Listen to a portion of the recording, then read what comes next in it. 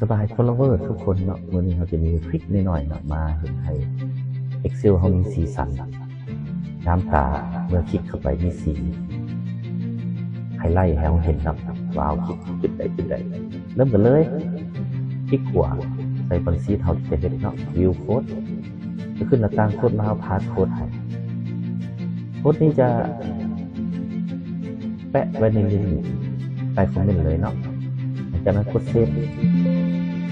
เบื้องต้นมันจะขึ้นแยกไปเฮาเนาะตาแยกไปก่อน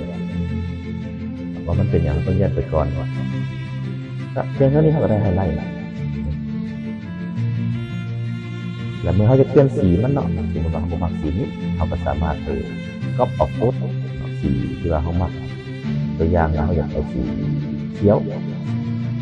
โค้ดเป็นโค้ด RGB เขานี่โค้ด RGB เขานี่เลยไอบอลเปลี่ยนสีมันจะมี3เส้นเนาะเส้นที่นึงเส้นอันนี้มันคุกกลางเนาะเส้นอันนี้จะเป็นเส้นลงตั้งนี่จะเป็นเส้นลงนอนเนาะเล็บไล่อัพดาวสมมติถ้าเปลี่ยนเส้นลงตั้งเป็นลงตั้ง